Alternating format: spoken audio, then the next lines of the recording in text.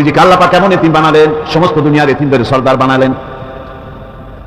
মায়ের পেটে যখন তিনি ছিলেন 6 মাসের সময় মায়ের পেটে থাকাকালীন বাপের এতিম হয়ে গেলেন। যখন প্রসব বেদনা শুরু হয়েছে মায়ের, দুনিয়ায় যখন তিনি আসবেন, হযরতে আমেনা ঘরের ভিতরে বসে তার অবস্থাটা কি? এই সন্তান পৃথিবীতে আসতে পারে, যিনি সবচাইতে বেশি খুশি হবেন তিনি তো আজ দুনিয়ায় নাই। মনের ভিতরে কত কষ্ট।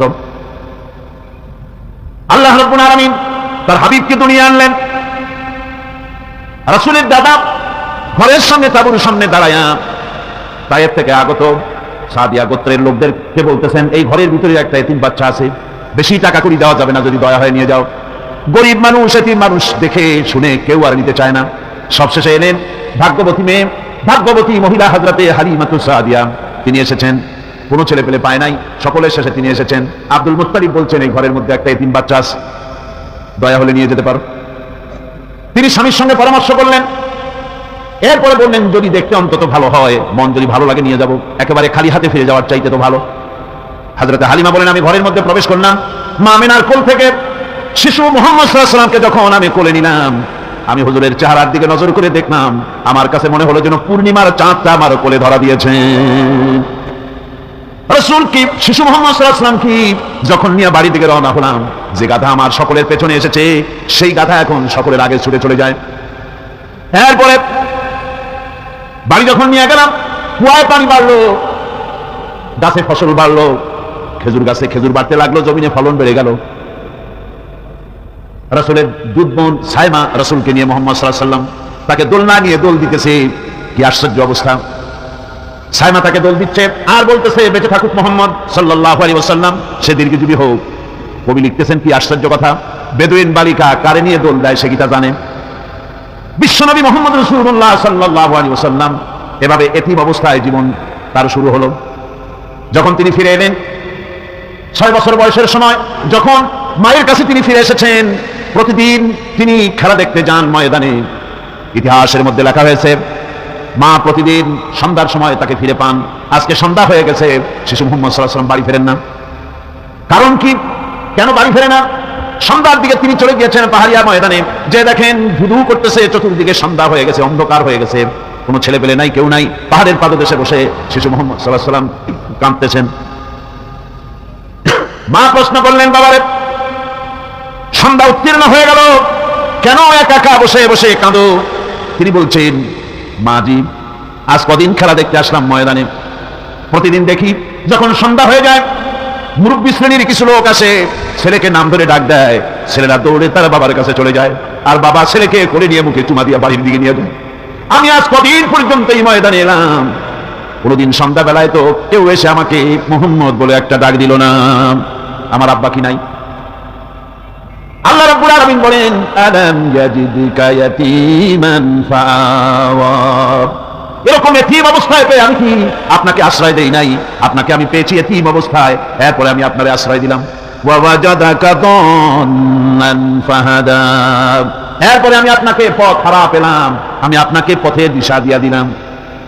ওয়া ওয়াজাদাকা আইলান ফাআগনা, এরপরে আমি আপনাকে দরিদ্র অবস্থায় পেয়েছি, তারপরে আমি আপনার দারিদ্র মুক্ত করেছি আপনাকে। সুতরাং ফাআম্মাল ইয়াতীমা ফালা তাকহার ওয়া আম্মাস সাইলা ফালা তানহার ওয়া আম্মা বিনি'মাতি রাব্বিকা ফাহাদ্দিস। সুতরাং নবী, ইয়াতীমের প্রতি নির্মম ব্যবহার করো না, ইয়াতীমের প্রতি ভালো ব্যবহার করো, নির্মমতা দেখাইও না, আর ভিক্ষুককে ধমক দিও না, রূঢ়তা দেখিও না, আর আল্লাহর নিয়ামতের প্রশংসা করো। বহুত মানুষ আছে এতিমরে গলায় ধাক্কা দেয়।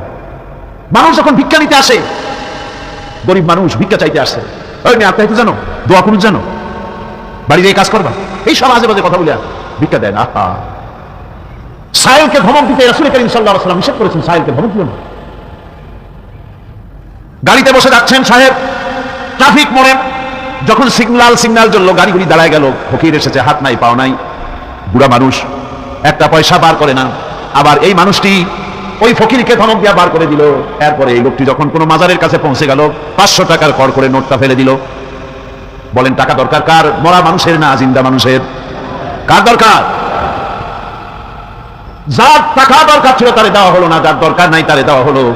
এরপরে লোকটা না খেয়ে যখন মারা গেল, পথের ফকির, রাস্তার ফকির, না খেয়ে মারা গেছে, এরপরে তার কাপড়ের কাপড় নাই, লোকটাকে রাস্তার উপরে শোয়া একটা ছেঁড়া কাপড় দিয়ে ঢেকে রেখেছে।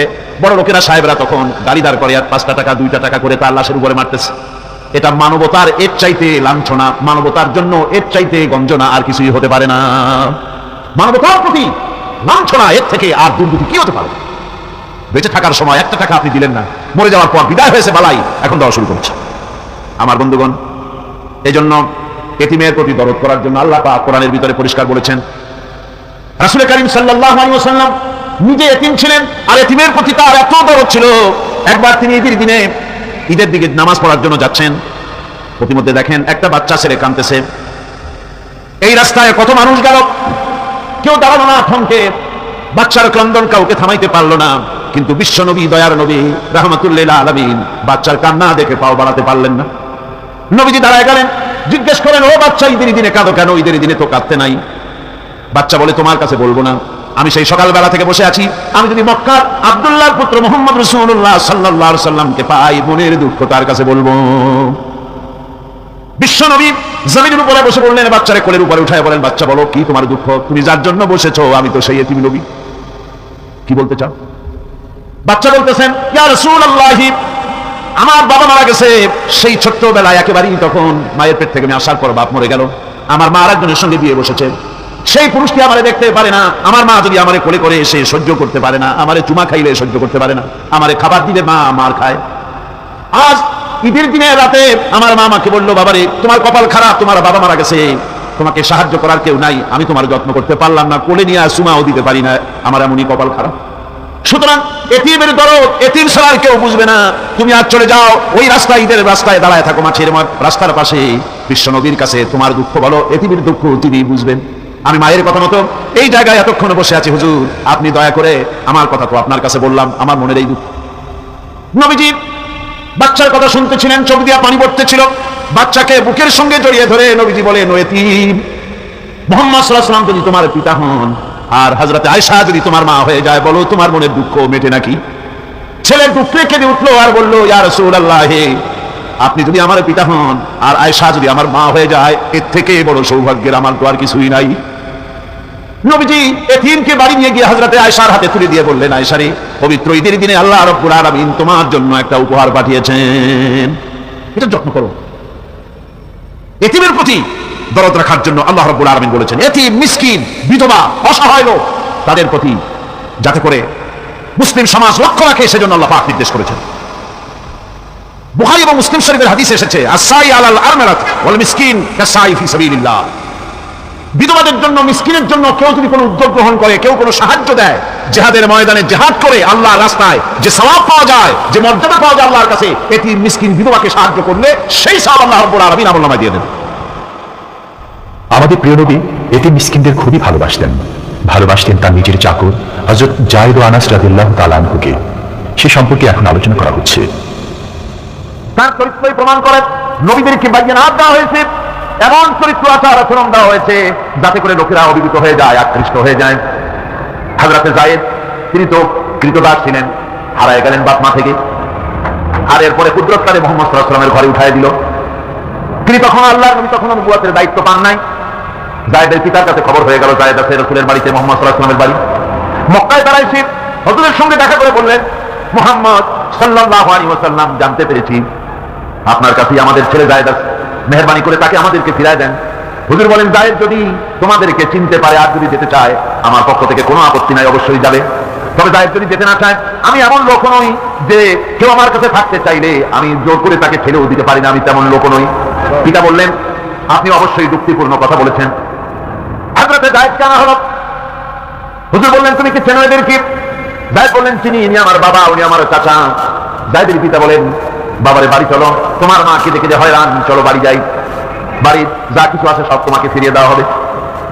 হযরত যায়েদ বলতেছেন, পিতা বাড়িতে যা আছে তাই শুদ্ধ, তামাম দুনিয়াটা যদি আমারে দেওয়া হয়, এই লোকটির কাছে থেকে যে ব্যবহার পেয়েছি, আমি এই লোকের কদম ছেড়ে যেতে পারি না। তার চরিত্রই প্রমাণ করে তিনি নবী, কি ব্যবহারটা পেয়েছেন। হযরত আনাস রাদিয়াল্লাহু তাআলা ছোট মানুষ, 8 বছর বয়সের সময় হুজুরের খাদেম হয়ে হুজুরের বাড়িতে আসেন।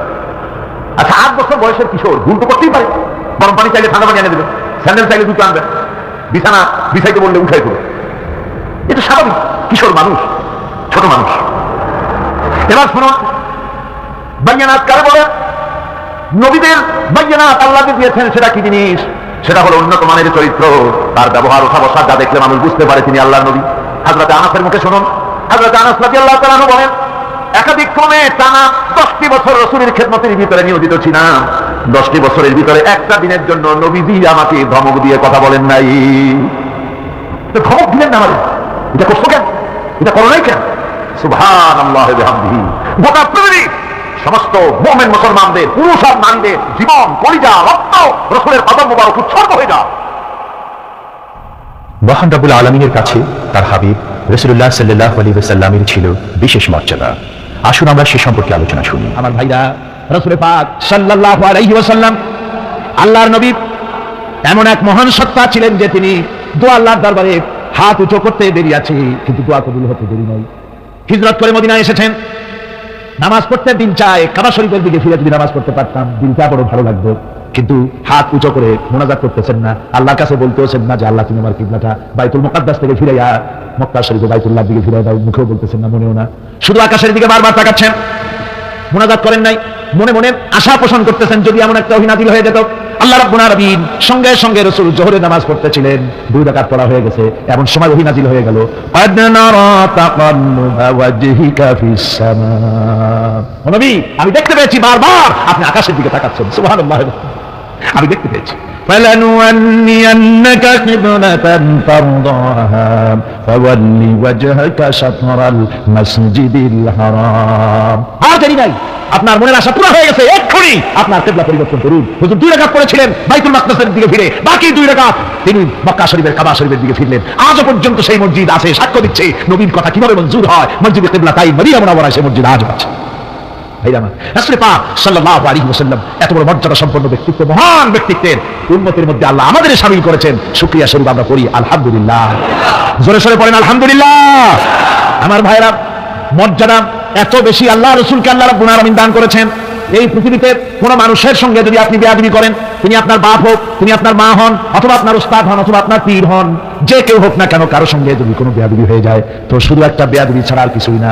কিন্তু নবীজির সঙ্গে যদি কেউ বেয়াদবি করে, সেটা শুধু বেয়াদবি থাকে না, কুফরি হয়ে যায়। কি হয়ে যায়? কুফরি হয়ে যায়। রাসূলুল্লাহকে কেউ তাওহীন করলে, অসম্মান করলে, সমালোচনা করলে কাফের হয়ে যায়, যেমন কি হয়ে যায়। কত বড় মর্যাদা!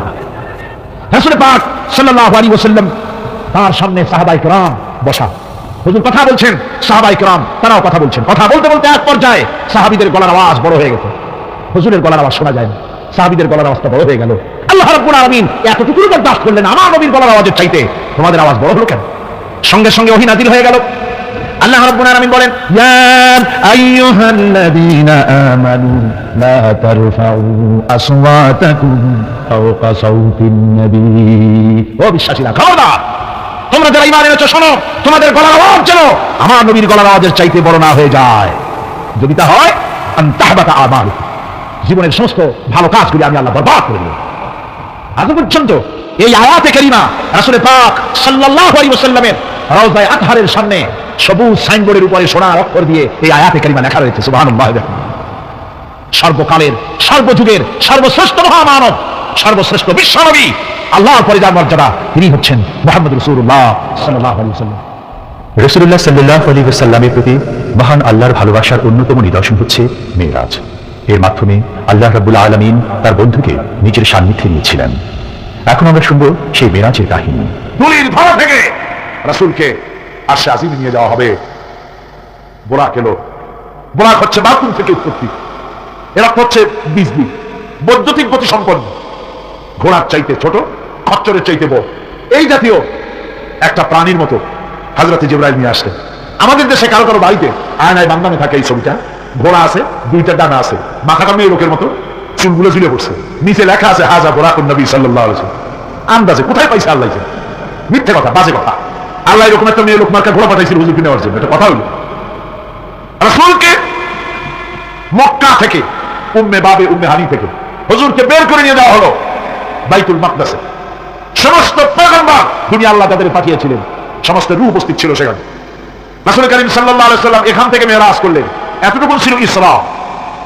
কোরআনে কারীম বলছে, আজকের কারি সাহেব যেখান থেকে তেলাওয়াত করেছিলেন, সুবহানাল্লাযী আসরা বিআবদিহি লাইলাম মিনাল মাসজিদিল হারামি ইলাল মাসজিদিল আকসা।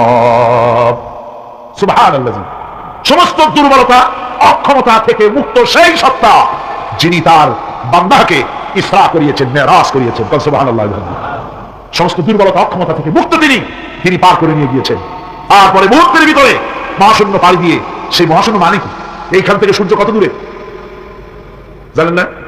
9,30,00,000 মাইল দূরে এখান থেকে সূর্য।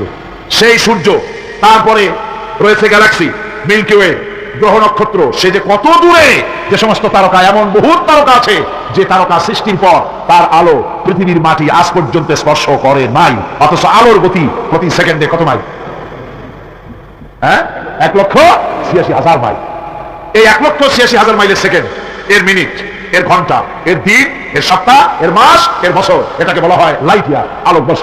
সেই তারকা তৈরি হওয়ার পর কত সহস্র সহস্র লাইট ইয়ার চলে গেল, আজ পর্যন্ত সেই তারকার আলো পৃথিবীর মাটি স্পর্শ করতে পারে নাই। তাহলে সেই তারা কোথায়?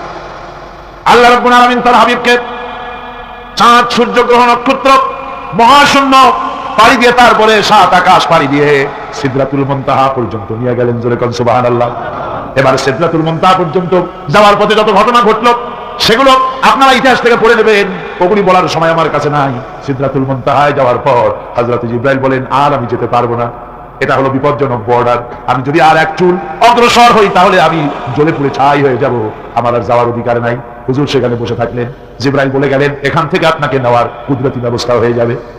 রাসূল দুনিয়ায় ফিরে এসে হযরত বেলালকে ডেকে বলেছিলেন, বেলাল গো, এমন কি আমল তুমি করো আমারে শোনাও।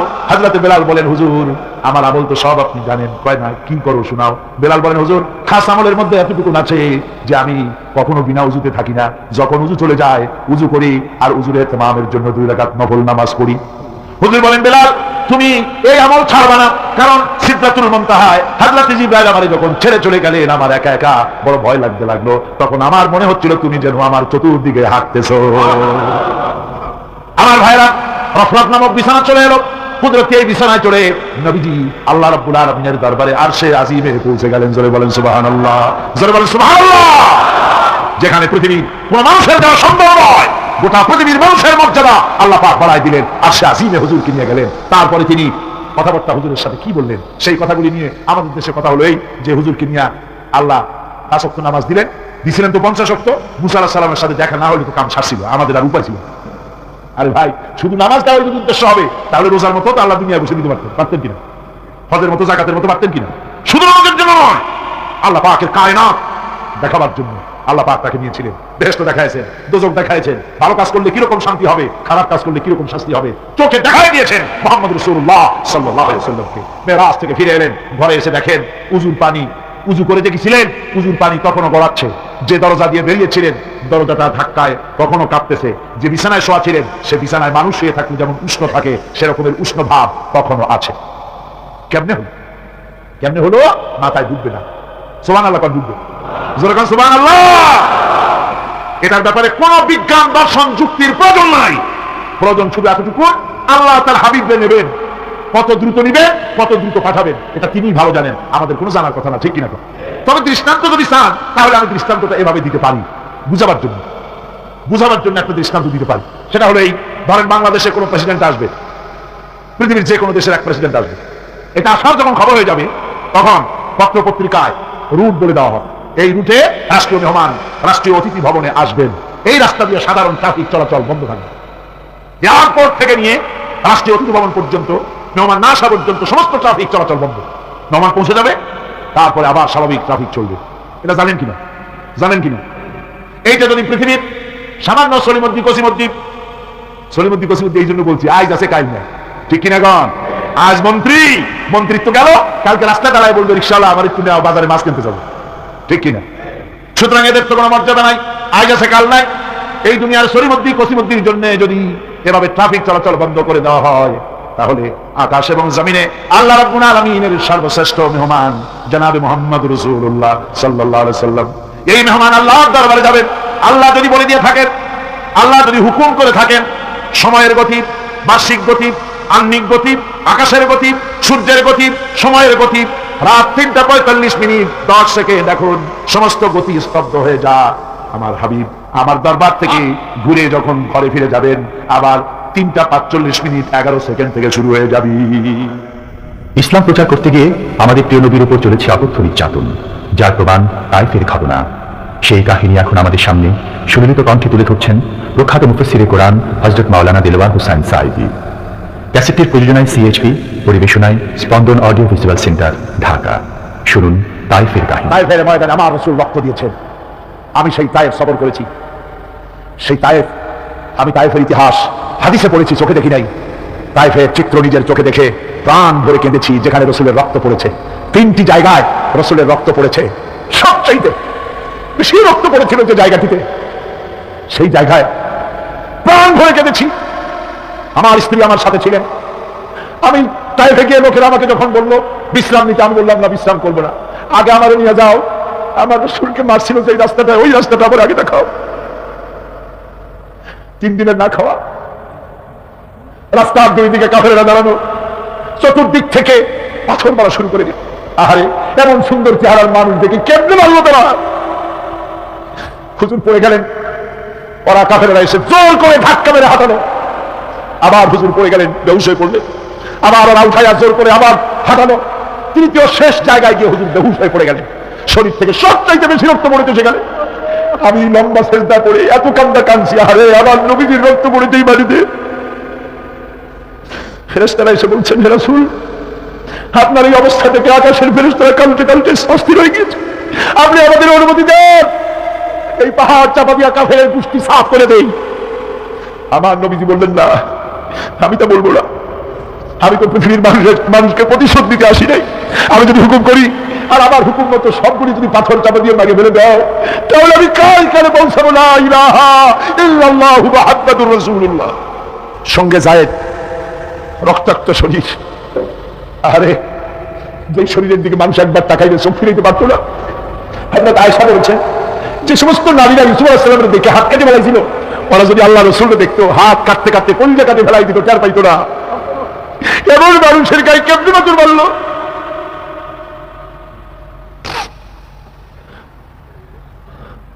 রাসূল কারীম সাল্লাল্লাহু আলাইহি ওয়াসাল্লাম বসে আছেন, শরীর থেকে রক্ত ঝরছে।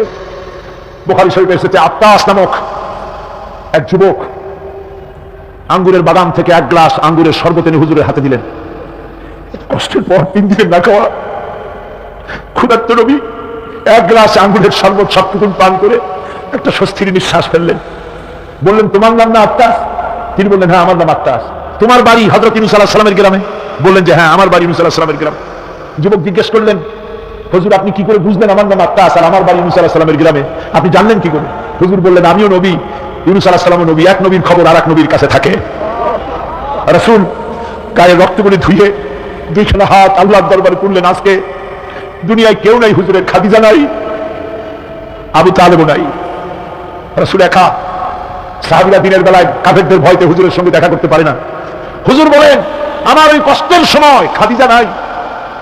ওই সব পাথরগুলি আমি আজও চিনি, যে পাথরগুলি আমি যাওয়ার সময় রাস্তায় পাথরগুলি আমাকে বলেছে, আসসালামু আলাইকা ইয়া রাসূলুল্লাহ। পাথরগুলি আমাকে সালাম করেছে। আল্লাহ পাক আমাকে সান্ত্বনা দিয়ে বলেছেন, ইয়া আইয়ুহান নবী হাসবুকাল্লাহ। ও নবী, কোনো চিন্তার কারণ নাই, আমি আল্লাহ তোমার জন্য যথেষ্ট। আবু জেহেল, আবু লাহাব, উতবা এবং শাইবা সবসময় রাসূল করিম সাল্লাল্লাহু আলাইহি ওয়াসাল্লামের বিরুদ্ধচারণে ব্যস্ত থাকত। তারা মহাগ্রন্থ আল কোরআনের উৎস জানার চেষ্টা করল। এই সম্পর্কে মুহতারাম মাওলানা আলোচনা করছেন। আবু জেহেল, আবু লাহাব, উতবা, শাইবা এরা সবাই রাসূলের ঘরের 4 কোণায় দাঁড়িয়ে কোরআনে কারীম তারা আবিষ্কার করতে গেছে যে মুহাম্মদ সাল্লাল্লাহু আলাইহি ওয়াসাল্লাম কোরআনের নামে যে কথাগুলি বলেন, এই কথাগুলি তিনি কোথা থেকে আবিষ্কার করেন, কোথা থেকে পান? তিনি কি কোনো কবির কাছ থেকে ট্রেনিং নেন? কোথা থেকে এগুলি পান তিনি? তাই জানার জন্য ওরা গিয়ে, আবু জেহেল যে গিয়েছে, আবু সুফিয়ান তা জানে না, উতবা যে গিয়েছে, শাইবা তা জানে না, একে অপরের অজান্তে ঘরের 4 কোণায় দাঁড়িয়ে আছে। গভীর রাত্রে সরকারে দো আলম আশরাফুল আম্বিয়া নবী মুহাম্মদ রাসূলুল্লাহ সাল্লাল্লাহু আলাইহি ওয়াসাল্লাম তেলাওয়াত করা শুরু করেছেন। এখন বুঝুন, একে তো আল্লাহর কালাম, আর তেলাওয়াত করছেন তিনি যার উপরে এটা অবতীর্ণ হয়েছে। একটু আগে যে কারি সাহেব তেলাওয়াত করতেছিলেন, কি বলেন, কেমন লাগলো? সুবহানাল্লাহ, সুবহানাল্লাহ, মনে হচ্ছিল সারা রাত তেলাওয়াত হোক আর শুনতে থাকি। এখন বুঝুন যে রাসূল নিজে তেলাওয়াত করতেন। আবু জাহেল, আবু সুফিয়ান, উতবা, শাইবা আল্লাহর নবীর ঘরের চার কোনায় দাঁড়িয়ে নবীজির তেলাওয়াত করা কোরআনে কারীম শুনতেছে। ওদের মনে মনে চিন্তা জাগলো, আরেকটু শুনে তারপরে বাড়ি যাব, আরেকটু শুনে নেই তারপরে বাড়ি যাব। এভাবে করে চিন্তা করতে করতে নবীজির মুখে আল্লাহ রাব্বুল আলামিনের কালাম শুনে শুনে চারটা কাফেরের জন্য ফজরের রক্ত হয়ে গেছে। বাড়ি যাওয়া তো দূরের কথা, দাঁড়ানো থেকেও তো বসার সময় পায় নাই। কোরআনে কারীমের আকর্ষণ, এ মহব্বত মানুষকে এভাবে টেনে আনে। দেখুন, শুধুমাত্র লিফলেট ছড়ানো হয়েছে আর পত্রিকায় একটু এসেছে তাফসীরুল কোরআন মাহফিল হবে। 3 দিনের মাহফিলের প্রথম দিনই মাঠের কাম সারা হয়ে গেছে। এরপরে কাল এবং পরশু কি হাসর হবে আল্লাহ রাব্বুল আলামিন ভালো জানেন। আমার ভাইরা, এই আকর্ষণ আমি বলে থাকি আল্লাহর কসম, এই আকর্ষণ সাইদিনী নয়, এই আকর্ষণ আল্লাহ রাব্বুল আলামিনের কোরআন মাজিদ। এর থেকে যারাই এই কোরআন থেকে মানুষকে বিচ্ছিন্ন করতে চাইবে, ওরাই জনগণ থেকে চিরতরে বিচ্ছিন্ন হয়ে যাবে। বন্ধুগণ, আবু জাহেল, আবু সুফিয়ান, উতবা, শাইবা 4 জন রওনা করেছে সকালবেলায়। আবু জাহেল জিজ্ঞেস করছে, আবু সুফিয়ান রে কখন আসছো? কত রাত্রে। উতবা, শাইবা তারাও বললো মুখ রাত্রে। কেউ কোনো কথা বলে না। আবু সুফিয়ান বলছে, ভাই আবু জাহেল, যদি তুমি রাগ না করো একটা কথা কই। হ্যাঁ বলতে পারো। দেখুন, এই যে সারা রাত ধরে মুহাম্মদ সাল্লাল্লাহু আলাইহি ওয়াসাল্লামের মুখে আল্লাহর কালাম শুনলাম, আমার মনের বিশ্বাস লাত মানাতের কসম করে বলতে পারি এই কথা মানুষের বানানো হতে পারে না। এটা কোনো ঐশ্বরিক বাণী হবে, এটা মানুষের। আবু জাহেল বলছে, দেখো ওই কথাটা আমারও, কিন্তু মুশকিল হলো এই, আমরা হলাম লিডার, আমরাই যদি এতে আকৃষ্ট হয়ে পড়ি তাহলে তো আবু বকর, ওমরের মতো আমরাও পাগলামি করে বলবো, আমরা ওই দলে চলে যাবো, আমরাও মুসলমান হয়ে যাব। সুতরাং আমি বুঝতে পেরেছি তোমাদের কোরআন শোনার পাগলামিতে ধরেছে, তোমরা আমার হাতে হাত দাও, তওবা পড়ো। এই জায়গায় কোরআন শুনতে আর কোনোদিন আসবে না। কি করবে? ইচ্ছের বাইরে নেতাকে খুশি রাখতে হয়, তাই বাধ্য হয়ে সবাই তওবা করল। তওবা করে বাড়ি চলে গেছে। সন্ধ্যা যখন পার হয়ে গেল, আবু সুফিয়ান ভাবলো আবু জাহেল নিজেই যখন তওবা পড়িয়েছে, সে তো আর আসবে না, আর উতবা, শাইবা আবু জাহেলের ভয়তে যাবে না। আমি আজকে একা একা মুহাম্মদ সাল্লাল্লাহু আলাইহি ওয়াসাল্লামের ঘরের কোনায় গিয়ে প্রাণ ভরে কালামুল্লাহ শুনবো। উতবাও তাই ভেবেছে, শাইবাও তাই ভেবেছে। এদিকে আবু জাহেল মনে মনে ভাবলো, ওরা 3 জনে আমার হাতে তওবা পড়েছে, আমার নেতৃত্বের প্রভাব, আমার ভয়তে ওরা কেউ আসবে না। আজকে একা আমি মজা করে সারা রাত শুনবো মুহাম্মদ সাল্লাল্লাহু আলাইহি ওয়াসাল্লামের মুখে আল্লাহর কালাম। গত রাত্রের মতো আজও সব হাজির হয়ে গেছে ঘরের কোনায়, আসবেই, এটাই তো স্বাভাবিক, আসাটাই স্বাভাবিক। গত বছর কোরআনে কারীমের তাফসীরের মাহফিলে বাধা দিল। একটা পত্রিকায় দেখলাম হরতালও সফল, তাফসীরও সফল। তো আমি দেখলাম যে হেডিংটা তো খুব ভালোই, খবরটা পড়লাম, দেখলাম একটা প্রতিবেদন লিখেছেন তিনি লিখলেন যে কোরআন বিরোধীরা তারা হরতালের ডাক দিল। এখন আজকাল পাগলের ডাক দিলেও হরতাল হয়ে যায়, কি তার দামি গাড়িটা রাস্তা বের করে ভাঙবে।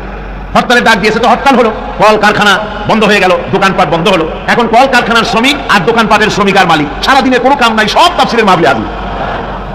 কথা বুঝলেন? শেষ পর্যন্ত এও দেখা গেল, আমার কাছে রিপোর্ট এসেছে, যারা বাধা দিয়েছিল তারা কয় যে কিছু টাকা তো পাই, কাজে কিছু না করলে টাকাটা হালাল হয় কেন। শেষ পর্যন্ত ওরাও চাদর মুড়ি দিয়ে তাফসীরের মাহফিলের কোনায় ওরাও দাঁড়ায় গেছে। সুবহানাল্লাহি ওয়া বিহামদিহি। এটা কোরআনের আকর্ষণ, এর থেকে মানুষকে ছুটানো যায় না, মুসলমানকে এর থেকে বিচ্ছিন্ন করা যায় না। চারো কাফের আজও এসে হাজির হয়েছে রাসূলের 4 কোণে, একে অপরের অজান্তে।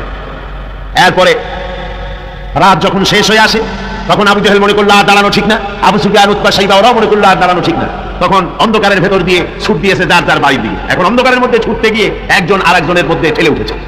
আবু জাহেল ঠেলার চোটে ঘাবড়ে গিয়েছে, বললো কে? ভাই আমি আবু সুফিয়ান। তুমি কেডা? কয় যে আমি আবু জাহেল।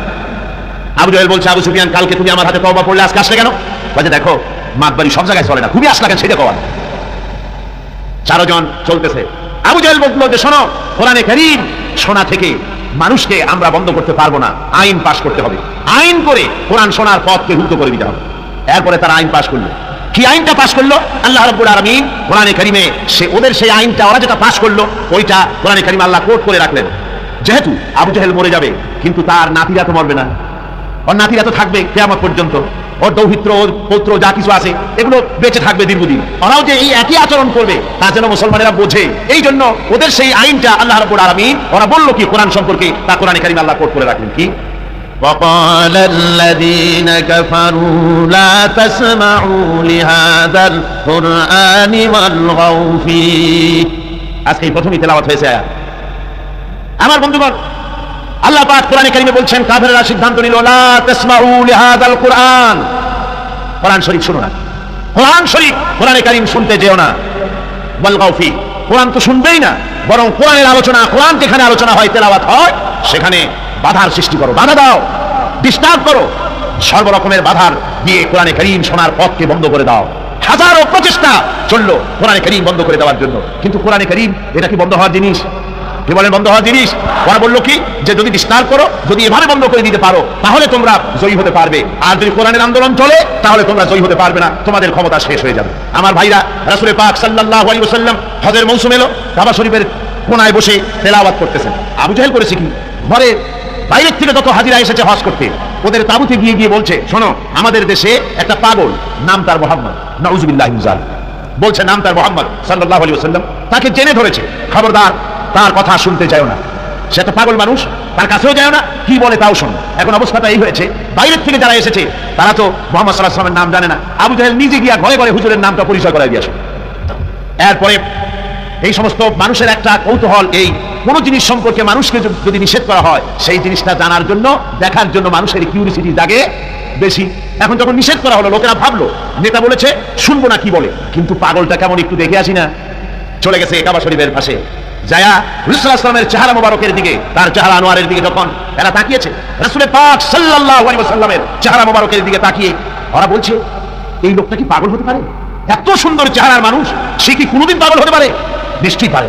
রাসূল পাক সাল্লাল্লাহু আলাইহি ওয়াসাল্লামের চেহারা মোবারক, সুবহানাল্লাহ, মানুষের যদি নজর পড়ে যেত আল্লাহ রাসূলের প্রতি, সেই চেহারা থেকে মানুষ চোখ ফিরাতে পারত না। হাদিস শরীফে এসেছে রাসূল যখন ঘেমে যেতেন, ঘামের বিন্দুগুলি যখন গলার উপরে, কপালে, গালের উপরে যখন জমতো, দূরের থেকে এটাকে মুক্তোর দানার মতো বলে মনে হতো। এত সুন্দর চেহারা আল্লাহ রাব্বুল আলামিন তাকে দিয়েছিলেন। ওরা বলল এই লোক কি কোনোদিন পাগল হতে পারে? আমরা তো পাগল দেখেছি, চুলগুলো থাকে উস্কো খুশকু, দাড়ি একটা থাকে এদিক, আর একটা থাকে ওদিক, দাঁতে থাকে ময়লা, চোখগুলো থাকে উদাস উদাস ভাব, হাতে থাকে নখ, জামা কাপড় ময়লা বিশ্রী, এই তো পাগলের পরিচিতি। আর এত সুন্দর সুবিন্যাস্ত শ্মশ্রুমণ্ডিত সুন্দর চেহারা, মাথার চুলগুলো এত সুন্দর, এত সুন্দর ভুরু, টানা টানা আঁখি, এত সুন্দর মানুষ আমরা জীবনে কোনোদিন দেখি নাই। এ তো কখনো পাগল হতে পারে না। দেখি না বলে কি, কানের থেকে আঙ্গুল খুলে ফেলেছে। আর অমনি রাসূল পাক সাল্লাল্লাহু আলাইহি ওয়াসাল্লামের তেলাওয়াত করা কালামে পাক ওদের কানের মধ্য দিয়ে ঢুকে কলিজায় স্পর্শ করেছে।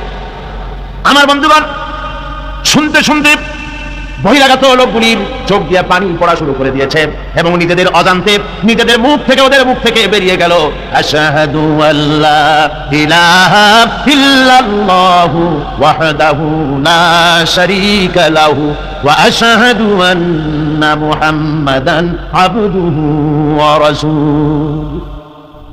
কাফেরদের সাথে রাসূলুল্লাহ সাল্লাল্লাহু আলাইহি ওয়াসাল্লাম হুদায়বিয়ার সন্ধি করেন। এর কিছু কিছু শর্ত সাহাবীদের পক্ষে মানা খুবই কষ্টকর ছিল, কিন্তু কৌশলগত কারণেই তারা এই চুক্তি মেনে নিয়েছিলেন। এবারে প্রসঙ্গ হুদায়বিয়ার সন্ধি। হুদায়বিয়ার সন্ধির দিনে সন্ধিপত্র লেখা হলো, হুজুরের নাম লেখা হলো মিন মুহাম্মাদুর রাসূলুল্লাহ। তার পক্ষ থেকে কুরাইশদের মধ্যে চুক্তিপত্র লেখা হচ্ছে। কুরাইশরা বলল মুহাম্মদ সাল্লাল্লাহু আলাইহি ওয়াসাল্লামের নামের সামনে যদি রাসূলুল্লাহ লেখো তাহলে তো চুক্তির কোনো দরকার নাই, আমরা তো তাকে রাসূল মানি না, নাউযুবিল্লাহ। মুহাম্মদ বিন আব্দুল্লাহ যদি লেখো তাহলেই আমরা এই চুক্তি মানবো। রাসূল করিম সাল্লাল্লাহু আলাইহি ওয়াসাল্লাম হযরত আলীকে ডাকলেন, আলী গো, চুক্তিপত্রে যেখানে আমার নাম মুহাম্মদুর রাসূলুল্লাহ লেখা আছে, আমার নামের সামনে থেকে রাসূলুল্লাহ নামটা বাদ দিয়ে দাও, মুহাম্মদ বিন আব্দুল্লাহ লেখো। হযরত আলী বলছেন, ইয়া রাসূলুল্লাহ, সারা জীবন আপনার গোলামি করেছি, যা বলেছেন তাই শুনেছি, জীবনটাও আপনার জন্য দেওয়ার জন্য প্রস্তুত আছি, ভবিষ্যতেও যত কথা বলবেন সব মাথা পেতে মেনে নেব, কিন্তু আজকের এই হুকুম আমার পক্ষে মানা সম্ভব হবে না। আমি আলীর পক্ষে কিছুতেই সম্ভব নয় যে আল্লাহ নবীর নামের সামনে থেকে মুহাম্মদুর রাসূলুল্লাহ আমি কেটে দেব, রাসূলুল্লাহ শব্দ আমি কাটতে পারবো না, এটা আমার পক্ষে সম্ভব নয়। নবীজি বললেন, আলী কোন জায়গায় রাসূলুল্লাহ লেখা আমারে দেখো, আমি কেটে দিই।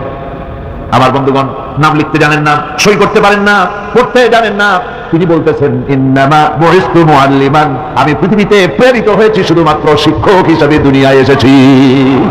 সুবহানাল্লাহ। দুনিয়ার কোন শিক্ষা প্রতিষ্ঠানে আল্লাহ রাব্বুল আলামিন তার হাবিবকে পড়ান নাই, যেহেতু তিনি তো বিশ্বনবী। আমার নবী কি নবী? জোরে বলেন না, কি নবী?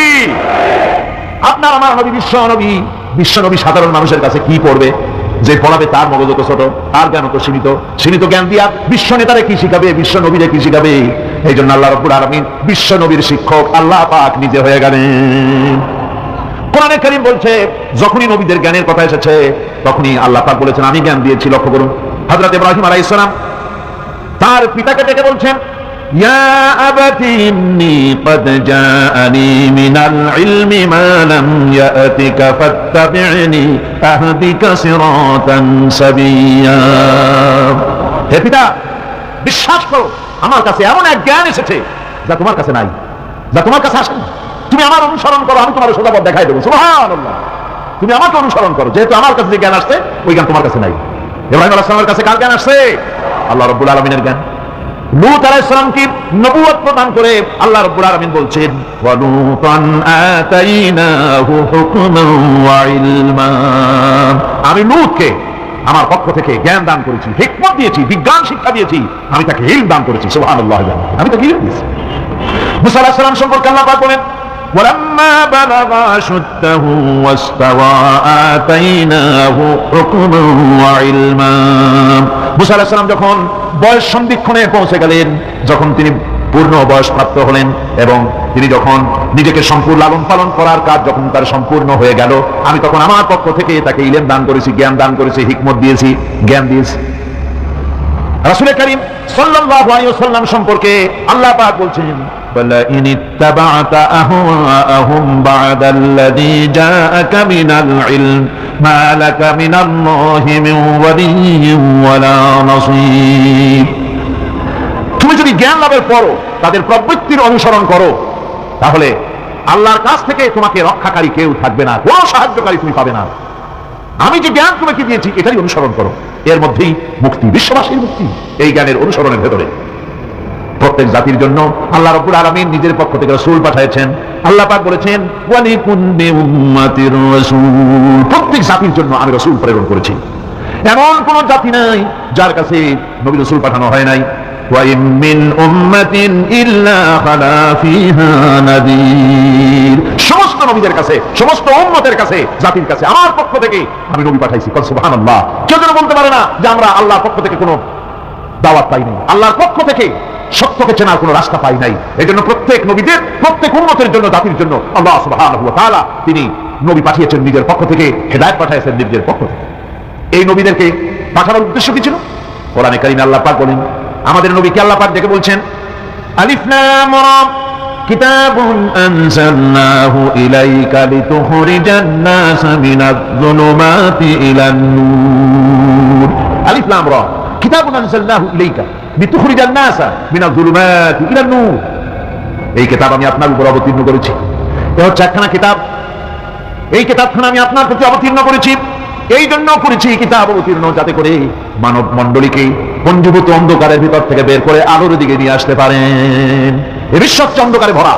পৃথিবীতে মানব রচিত যত মতবাদ আছে সব হচ্ছে অন্ধকার। সবগুলি কি? অন্ধকার। এই অন্ধকারের ভিতর থেকে আলোর দিকে নিয়ে আসবেন। আলো হচ্ছে কি? ইসলাম। আলো হচ্ছে কোরআন। কোরআনের দিকে নিয়ে আসবে, ইসলামের দিকে নিয়ে আসবে। সেই জন্য আমি আপনার প্রতি এই কোরআন অবতীর্ণ করেছি। আমার ভাইয়েরা, সকল আসমানি কিতাবের উপরে আমাদের ঈমান আনা লাগবে। শুধুমাত্র কোরআন শরীফের উপরে নয়, সকল কিতাবের উপর ঈমান আনতে হবে। কোরআনকে যেমন মানি, মুহাম্মদ সাল্লাল্লাহু আলাইহি ওয়াসাল্লামকে যেমন মানি, সব নবীদের উপরে এরকম ঈমান আনতে হবে। কোরআন যেমন মানি ওই রকম করে সমস্ত কিতাবের উপরে ঈমান আনতে হবে। এটার শর্তই দেওয়া হয়েছে, মুমিন হচ্ছে তারা, ওয়াল্লাযীনা ইউমিনুনা বিমা উনজিলা ইলাইকা ওয়া মা উনজিলা মিন ক্বাবলিক।